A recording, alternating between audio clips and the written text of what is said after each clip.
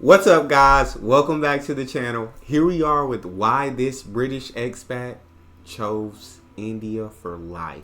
Now, before we can dive into this video and figure out why, if you guys happen to enjoy the video, please don't forget to subscribe to the channel and give the video a like.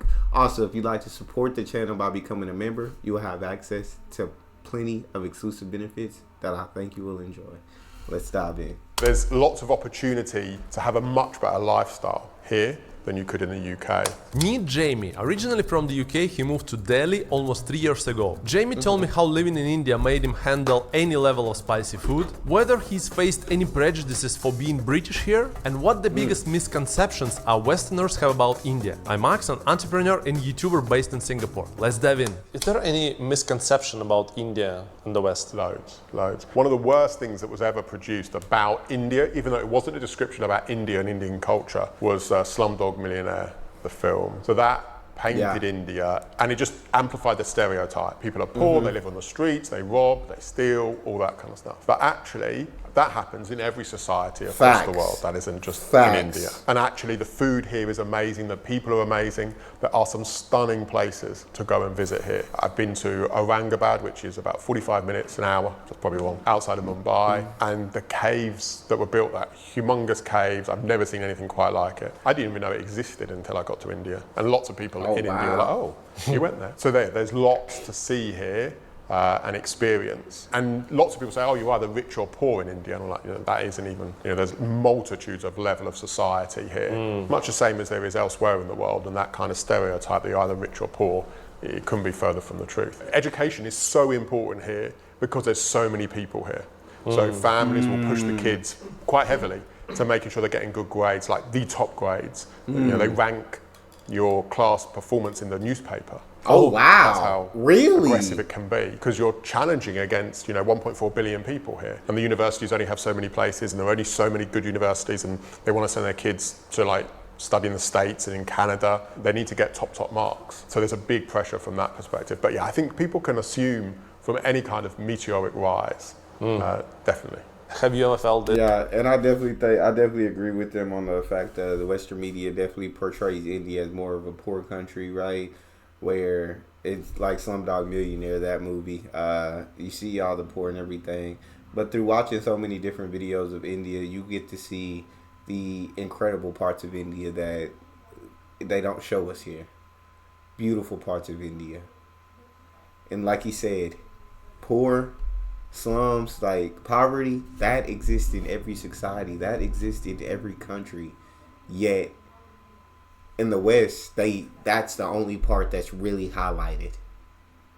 But India is an absolutely thriving country that is rising very quickly. But that doesn't get shown to us. They hide that part from us, all the beauty, all the incredibleness, all the infrastructure, all you know what I'm saying? The economy rising. All the people that are coming over from India and making absolutely amazing money here, making amazing money in their country. They hide a lot of that stuff from us. This resentment towards you because you're from Britain and it's colony. I think there's always, there's definitely I've had experience. When I say making incredible money here, I mean a lot of Indians that come over are CEOs of these huge countries that we wouldn't even know were Indian unless you do your research or you look into that stuff. I know just from watching these videos, and I learned a lot from watching these videos. But okay, we'll keep it going. This is where people have been kind of a bit brutal about things I may have, I may post something about me going back to the UK or something, and then people will then say something. If things happening in the news, people might post stuff about Britain and the history. Most of the time when people talk about it, it's banter. And I wasn't here then, it wasn't me that did anything. That's all my defense is. The only thing I would say is I'm here now and I'm helping to contribute to the economy, and the country's amazing and I'm living here, so it can't be that bad. Was it easy for you as a native English speaker, to understand locals, how they speak English? Yeah, I think I'm better at understanding locals and drivers and people that come to the house and stuff. I think people struggle to understand me, and that is a big problem. And I've had that problem a little bit more since I've moved to Mumbai. I try and slow down, but I naturally don't talk that slowly. I tend to speak quite quickly, so I'm finding myself having to slow down quite a lot and kind of use less not complicated, but less colonial, colloquial words and stuff. Don't use those words. And just simplify everything I'm trying to say. And my accent, some people go, your accent's so difficult to understand. And other people are like, oh no, your accent's fine. So I try to learn Hindi, but it is difficult to learn. The sentence construction is different to the UK. The way that a sentence is constructed is complete opposite to the UK. And therefore, when you're trying to speak Hindi, my brain is trying to rework which way round to say the sentence. Yeah. It's very difficult. And therefore, when the locals will say English, they're doing it in the same way as they speak Hindi. And therefore, when it comes out, it seems like the sentence is backwards. But that's the way they speak in Hindi. Okay. So that's fine. But you kind of get the drift. But I end up kind of also like, when I write emails and stuff, I'm using the same kind of grammar in my emails. So I make it easier for people to understand. And also it just happens. Like you do just end up merging into the environment that you live in. When you hear people talk like that, that's how you end up talking yourself. What's the biggest difference like for you between like living in London, living in Delhi? I think the amount of food is a massive thing in India. Everything revolves around food. They say that food changes every 10 kilometers and dialect changes every 20 kilometers, which is definitely true, having traveled a bit. But yeah, the food is very different. I think, I always liked spicy food before I came here. Now I can take anything. My spice levels go through the roof. When I go back to the UK, I struggle with food because it's so bland in comparison. Yeah. So that's a big difference. What's your favorite food? Butter chicken would be, if I was on a bad day, I was like, that's my go-to. Breakfast, even now, I would say masala dosa. And then when I go back to the UK, I'm a bit struggling for what to eat, so I can't get a masala dosa. Yeah. I kind of get into it. And then I've always had a sweet tooth, and being in India, there's lots of sweets everywhere here. So yeah, gulab jam, which is like Indian rice pudding, soaked in syrup, soaked in loads of E numbers, is awesome, but so bad for you. Is there actually like the big chance to have like? Dang, I'd love that. I think there's an Indian spot close to me. I don't know how authentic it is. I've never gotten a chance to eat Indian food, but since he said butter chicken, I might try that soon, just to see how it tastes, how everything is, because I've never tried Indian food before, but when I watch a lot of these videos and I look at people eating, I'm like, dang, that look good. So I'm gonna have to try that, and then y'all send some suggestions down in the comment section. I'll see if they have it at the restaurant, but if they don't, then they don't. But if y'all drop them in the comment section, I'll look at them, see what they got, and I'll try them, because like, I love food, and I love trying different things. Diarrhea or stomach problems, if you're not prepared for local food. So I think, touch wood, I've not had loads of problems, but I think it's not necessarily because of hygiene or anything like that as to why people end up with an That's what upset people stomach. say. Yeah, totally. Yeah. I think it's the change of spice level. So there's a lot of flavour that goes into foods, whereas in the UK, you're salt and pepper and that's about it. But in Indian food, there is a ton of herbs and spices that go into a food, and any one of those can then knock your stomach out. And it's not to say the food hasn't been cooked. Like, some of the best food and some of the healthiest food is on the street, because it's cooked to 1 inch of its life. It's cooking and cooking and cooking. There's nothing wrong with it. I also think the humidity, that heat, can also have an impact. If you get really, really hot and you're just continually hot, that can also have an impact. But in most restaurants, the restaurants are amazing. Hygiene, there's no problem with hygiene at all. You just need to be careful if you're going to eat street food, which street food places you go. If you want to eat street food, go to the place with the biggest queue. So don't go to a street food place if there's no one there. If there's loads of locals there, go there. Yeah. Some of the biggest business in India are street food sellers. They make an absolute fortune. There's a famous guy, I don't want to say who he is, but there's a famous guy in South Delhi who runs a network of street food sellers. He has one of the biggest houses in South Delhi. Are there anything that you're still not used to living in India? So I think moving to Mumbai, traffic's bad. Traffic was bad in Delhi, but you kind of got used to it. Like, if the journey was an hour, you'd know it'd be an hour, and it would take an hour. Here, I've only been in Mumbai for like 6 weeks, but the traffic, even short distances, like 2 kilometers, can take you half an hour. And the kind of like Google Maps will just keep extending the time, and you're like, oh, this is taking absolutely ages. I had a moment 2 weeks ago where I just got out and walked because the cars just weren't moving. So the traffic is pretty bad here, I have to say. I think my biggest shock coming was the weather. Yes, it's hot, but how hot it gets and for how long. You know, I still get people when I go back to the UK, they say, oh, you haven't got a tan. Why haven't you tanned? It's like 40 degrees every day. Yeah, living in 40 degrees means that you want to escape from the sun.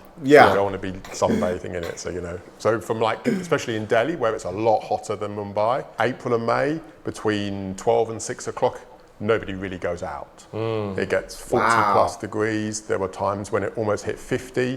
When it hits 50, they shut the airport because the tarmac they can't guarantee the tarmac in the heat. That's and wild. it's searingly hot. And that's what Delhi's kind of known for. But on the plus side, in the winter, it has a very, very nice winter. Well, for me it does. For lots of the locals, it was freezing for them. But for me, it was like 15 degrees. I was like, oh, this is beautiful. And you could just go out and walk around. One of the challenges when it's so hot is you can't go out. Like walking is always a little bit difficult in India. The pavements aren't really built for walking. And especially where I lived in Delhi, there wasn't loads of places to go and walk. But because it's so hot, you don't walk. And when I used to live in London, you'd go out and walk around everywhere. You'd walk from place to place. And when it's so hot, you can't do that. So the winter made it possible to then go out and explore India. In the UK, basically walk or... That's wild.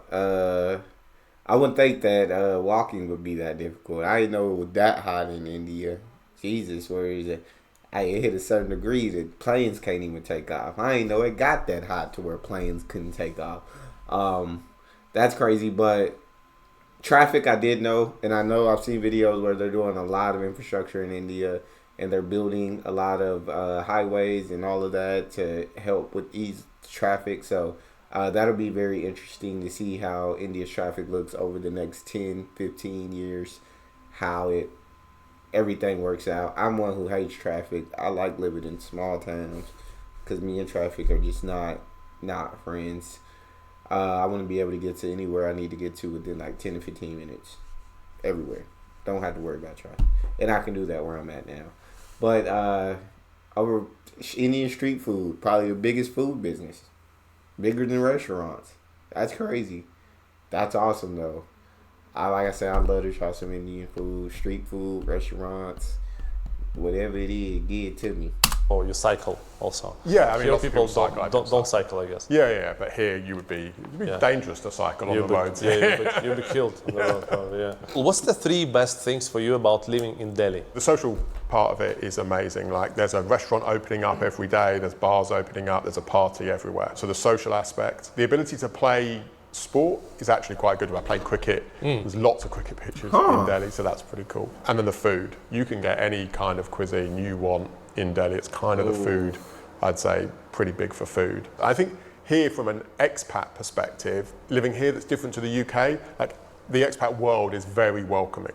And I think wherever you go, like Delhi and Mumbai are the 2 places I've only ever lived. Everyone's very welcoming. Everyone wants to know your story. Where have you come from? Why are you in India? What are you doing? Should we go out for a drink on Saturday? And that's kind of a far more sociable. Whereas I think the UK, not to say anything disparaging about the UK, but people have their lives, they have their network, and that's it. When I first moved here, England were playing cricket in India, and I wanted to go and watch the cricket. So I messaged the Instagram Barmy Army fan page. They told me of a guy that was living in India and living in Delhi. So I messaged him.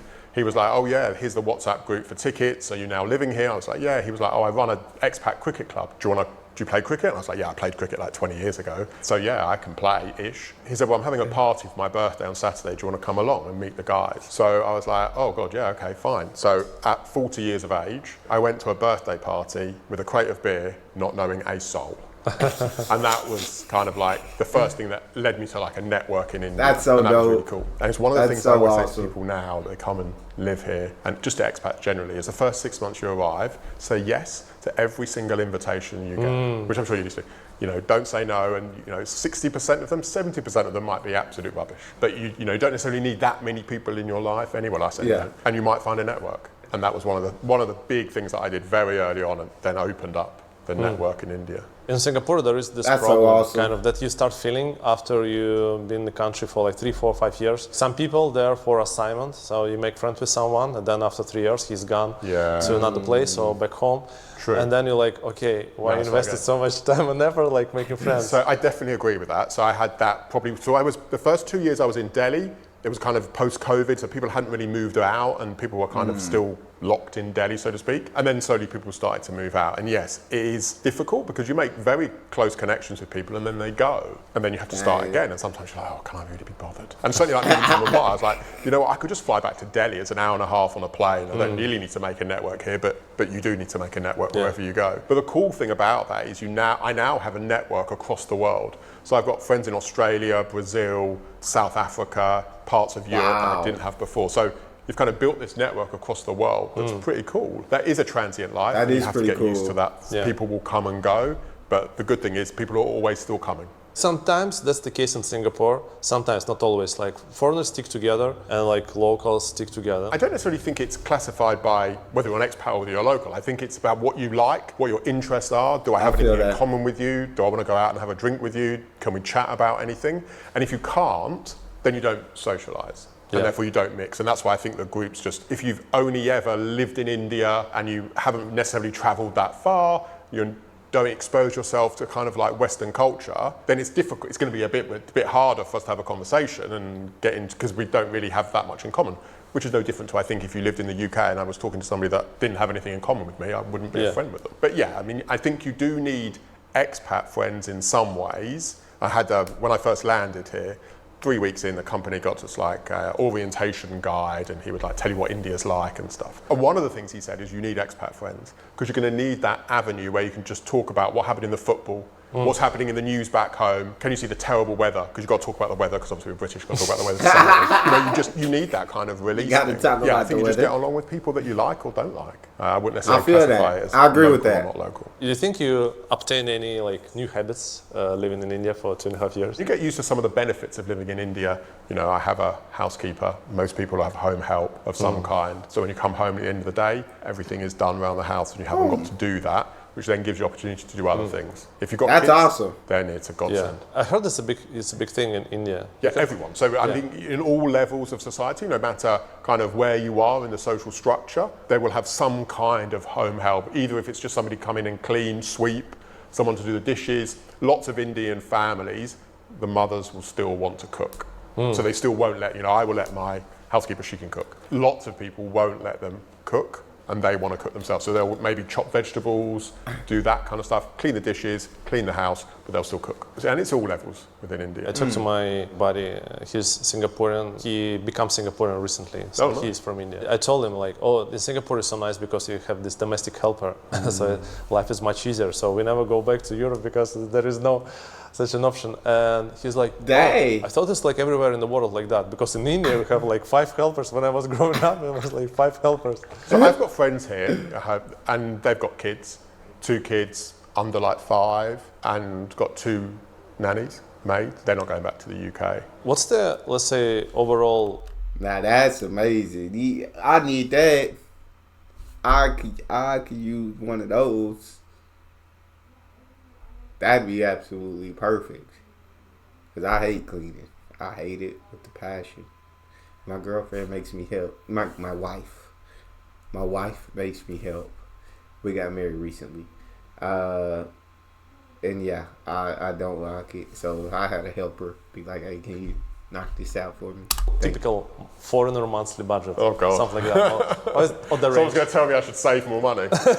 If you were to go out for dinner in India and you go to a very nice restaurant, I would say you would struggle to pay more than £10 for a main course. If you're paying more than £10 for a main course, you would be raising your eyebrows at that. One of the best restaurants in India, in Delhi, there's one just opening in Mumbai, Michelin, I think it's one Michelin star restaurant, does a 7-course tasting menu for £49. This is crazy.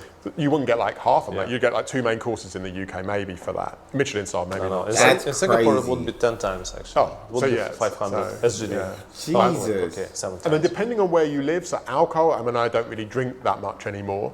PT, listen to that. But alcohol, depending on where you are, can be quite expensive. Anything that's imported generally is more expensive. So our wine, you'll pay £12 to £15 for a bottle of Jacob's Creek, which many people would say that's £12, £15 too much. But spirits can be a lot cheaper, especially like North India, where I was, alcohol was relatively cheap. And in some cases, very, very cheap.